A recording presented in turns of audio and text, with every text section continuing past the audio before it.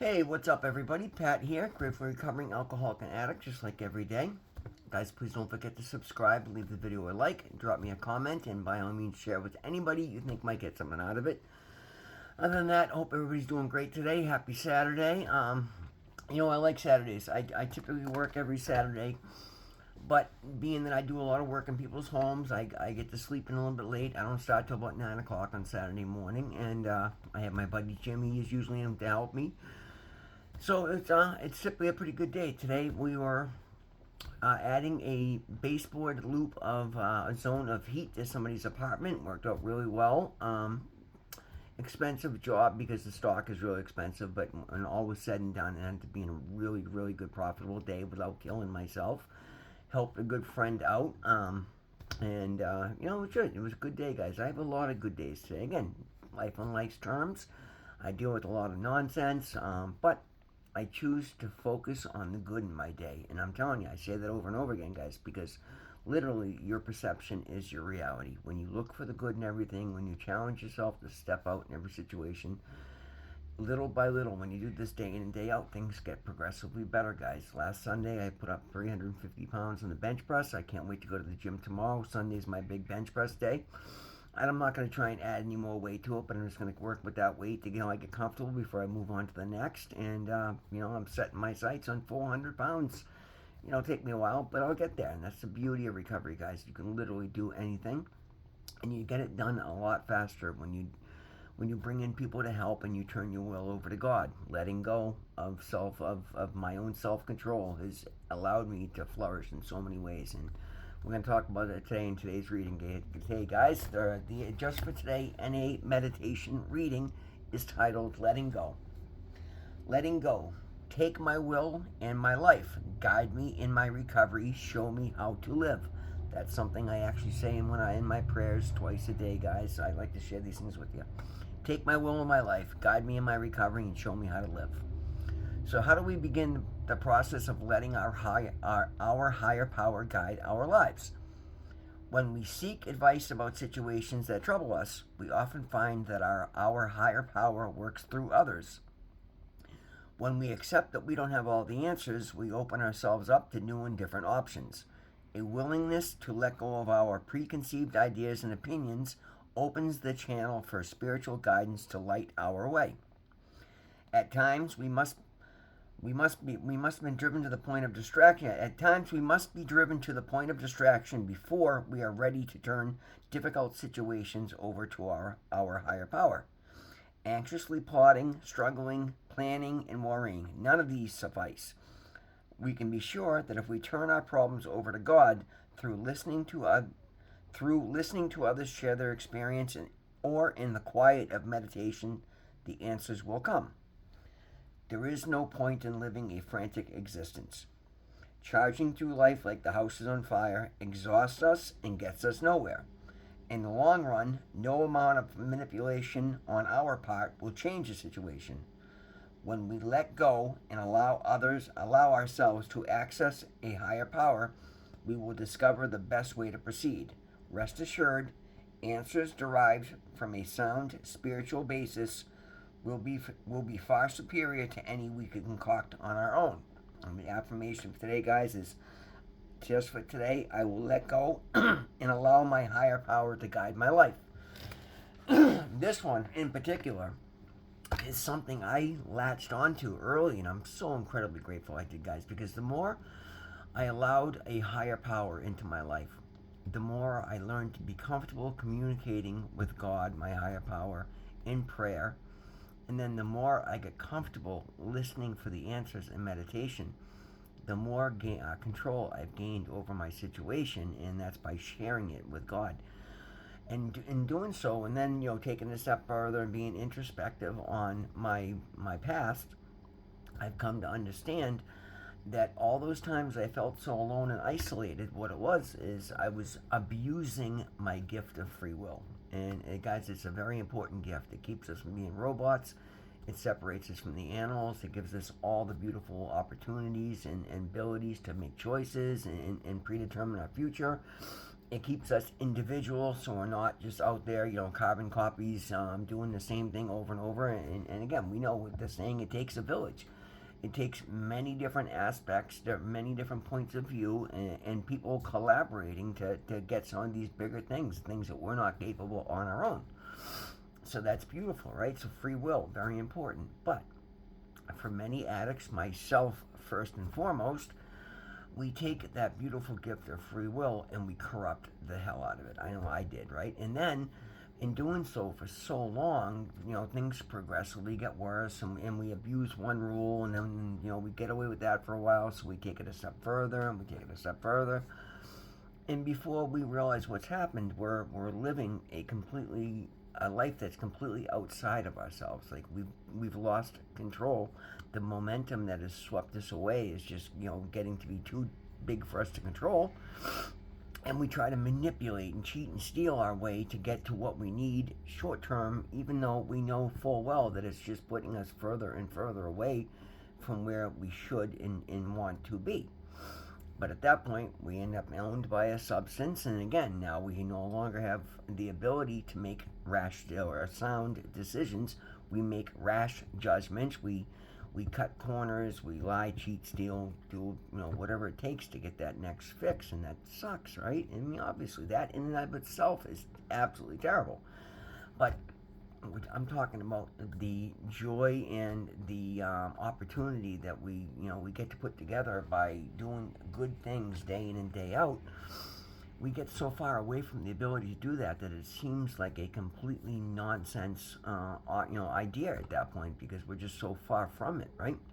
And this is what I call alignment, guys. Being in alignment, which is turning my will over to God, because I understood, literally, I was never left alone. The fact that I survived all the circumstances that I put myself through, the fact that I was able to come through it healthy and heal in a relatively short period of time, and with relatively little effort on my part, because I learned it the fast track way. I understood that everything that was wrong in my life was just a byproduct of me taking that beautiful gift of free will and running amok with it, making poor choices, and then compounding poor choices with bad actions, and just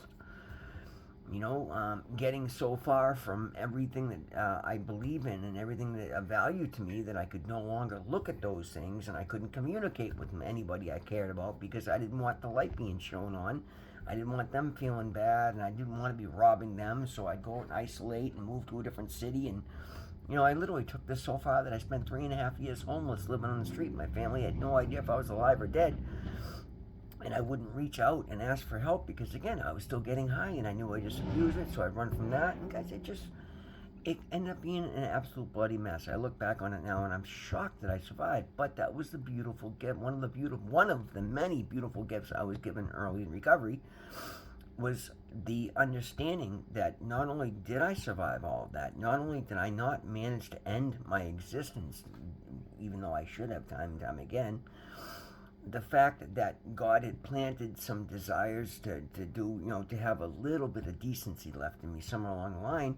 And then on top of that, the fact that God had been saving me from all the chaos I was creating. I think I was about halfway through rehab when I was filling out a questionnaire with one of my counselors, when I realized just how much different my situation was this time than it ever had been. So the one time that I had truly found the willingness to make the changes, to look at my behaviors, to heal from the traumas, and even just admit the traumas. I was one of those people that wanted to think I could handle anything, so much to the point that I wouldn't even acknowledge the traumas that I'd been through that were clearly affecting me. Like, I wasn't willing. If you had asked me if I thought I was suffering from PTSD when I was still, being bowled over by it, I would have said absolutely not. I'm a man. I don't deal with that nonsense. I have a mental capacity to handle. Come on, guys. I had not confronted the situations that I just didn't have the mental strength to deal with. And I thought they carried way more power than they really did. But yes, at the time, I was suffering from PTSD. All it required for me to get over that, and I'm very fortunate. And again, anybody that's got a severe, physical form of PTSD from something traumatic, everybody's different, guys. I'm not saying that because I was able to overcome mine, that you should be able to overcome yours. Everybody's situation different. I'm not calling anybody out, and I'm not belittling or demeaning anything that anybody is experiencing. So please get me wrong. Don't get me wrong there. And the other thing to add to that is seek help where you need help. Like do whatever it takes to get yourself to a place where you can start moving forward in life. I will say that a million times. I used to discount therapy and asking for help and speaking to counselors and this and that. And then, guys, when I finally gave in and tried it, boom, all of a sudden I overcame everything that was holding me back. So please get the help that you need. But again, all these things that I wouldn't even admit that I was suffering from were literally the things that were holding me back and keeping me repeating the same mistakes over and over again and just being bewildered as to why I couldn't get over any of these things.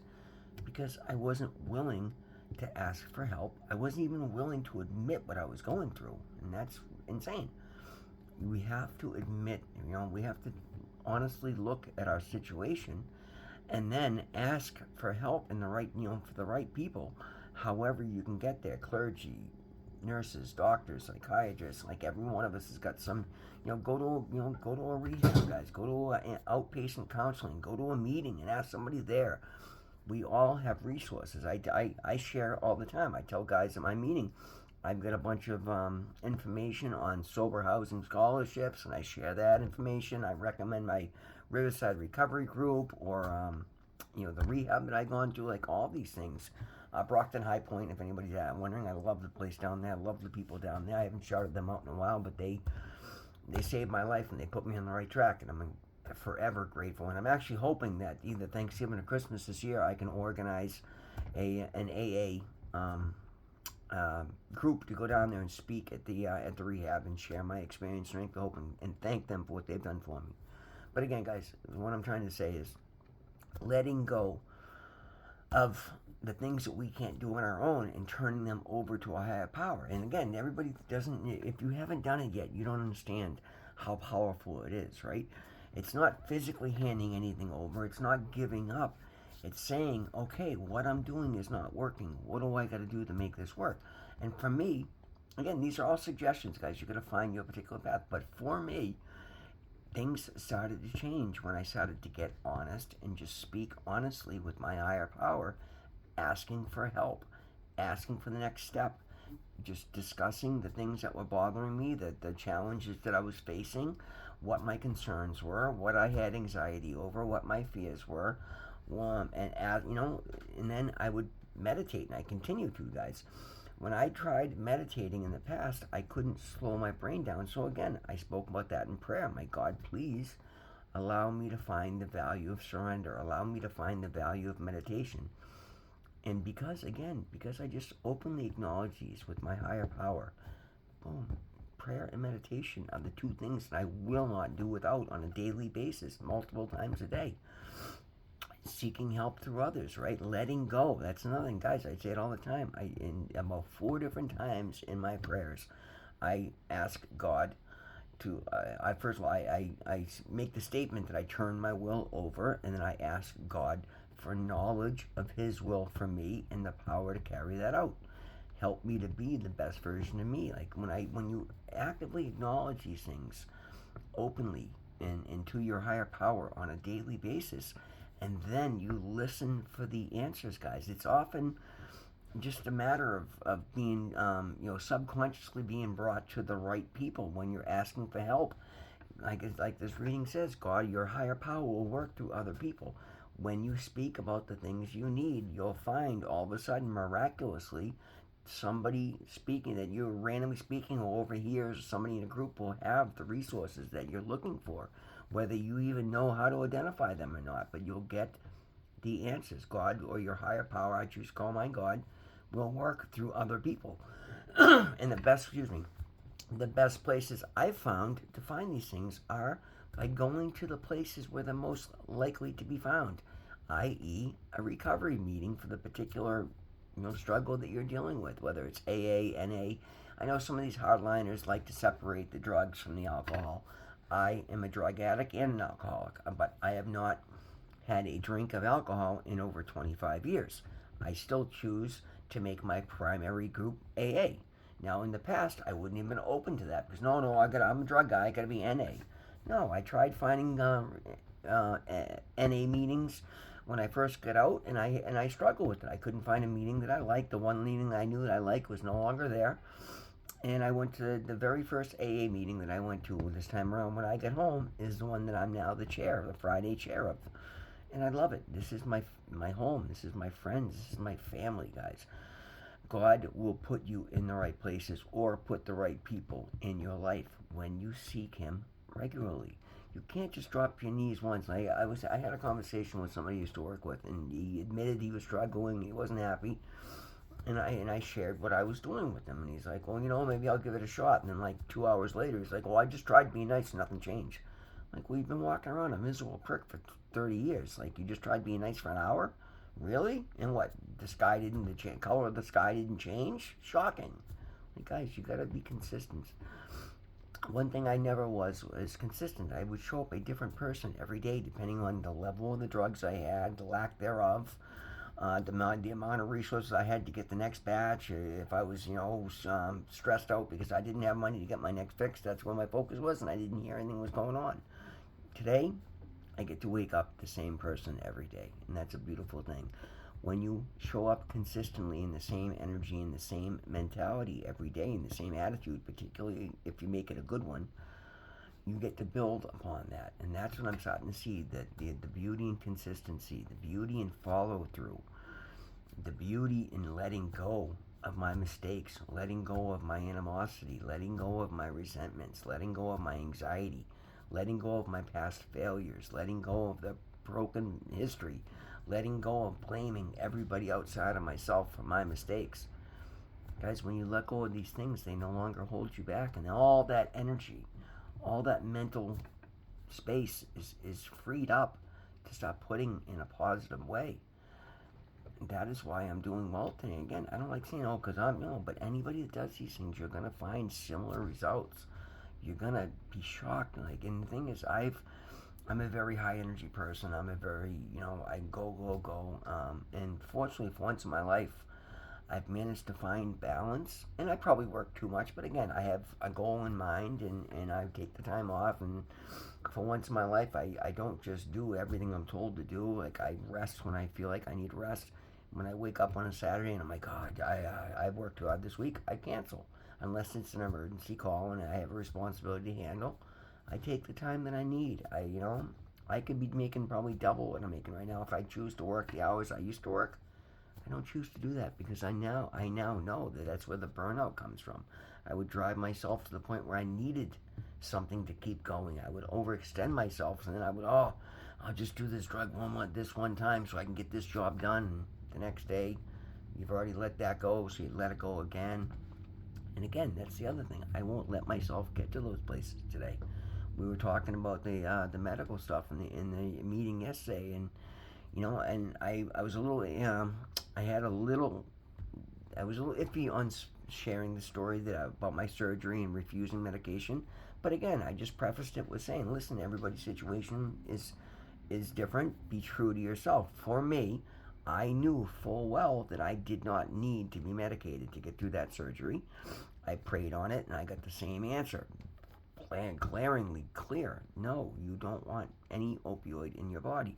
And for once in my life, I held strong, I advocated. And then lo and behold, I felt like that one decision that day put a whole chapter of anxiety, of feeling like an imposter in my recovery. Put that to bed.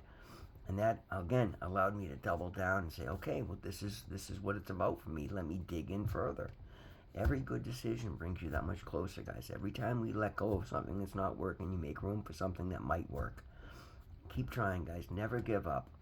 Never think you have all the answers. Never be afraid to admit anything that's your truth. Always ask for help. Try to ask in the right areas. Find a recovery meeting. Find something that makes sense, where people are succeeding in what you're looking to do, and then ask them what they're doing. Be honest, right? Find the value in surrender. Find the value in letting go. Find the value in prayer. Attempt meditation honestly and keep trying until you can. And then again, work through. For me, I had to work through the traumas and the things that kept my racing thoughts going. And once I was able to quiet my racing brain, that is when I started to find value in meditation. And again, the more I practice it, the better I get at it. I'm not an expert yet, but I will keep going until I hopefully get there. And I don't have to be an expert, but I can continue to find more value in it, and I can't ask for more than that. Guys, that's the video for today. Thank you so much for being here with me. Always remember, God loves you. I love you. We'll see you in the next one.